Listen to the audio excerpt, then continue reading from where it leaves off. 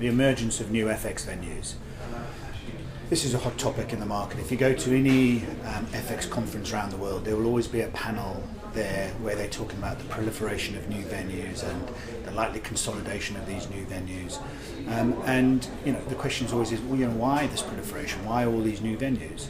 And I think to answer that, you have to look back, from where FX has come from, and also look forward to where it's going. And here at LMAX Exchange, we definitely think we're at the forefront of where it's going. So start looking back. FX is traditionally is OTC traded and traditionally voice broked until the early 1990s. We had the first two electronic venues, EBS and Thomson Reuters, which provided bank-to-bank ability to hedge their FX exposure.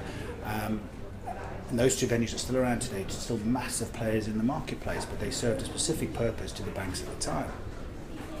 Latterly, part of the 1990s, there was another surge of FX venues. You had FX MarketStream, Lava, you had CurrentX, Hotspot, and FX All, which were more geared to solving buy-side problems at the time, client to dealer issues. And again, the three main players, those last three names I mentioned, your CurrentX, FX All, and Hotspot, are massive players in the FX space at the moment and still around today.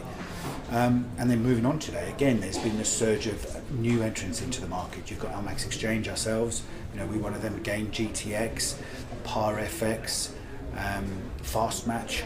So there's these new entrants, and so why is it occurring now?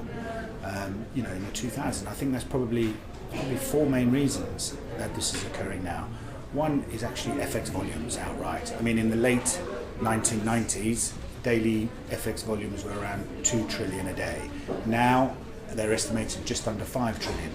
So that massive surge in volumes creates opportunities, chances, profits for business. So it's an obvious encouragement to enter the market, which is growing so rapidly.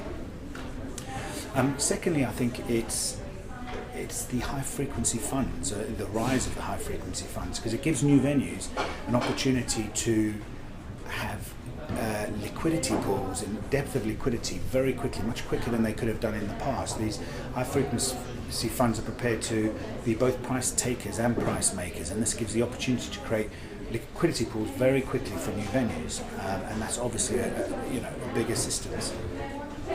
I think thirdly, there's a certain dissatisfaction with the current incumbents in terms of the perceived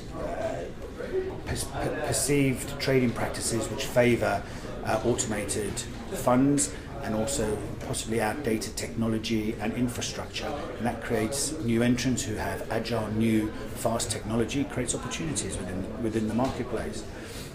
And then I think finally, and really key, is the regulatory changes, the regulatory wind of change, basically. It's all moving towards transparency, proving best execution, less and less to be traded OTC, more and more to be traded on exchange, more and more to be centrally cleared, pre and post trade transparency.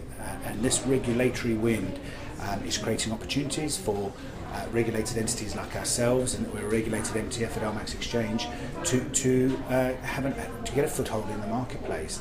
And I think all these things are key as to why these new venues have come about. We're not all going to survive, and it's going to be an interesting few years to see where everyone finishes up.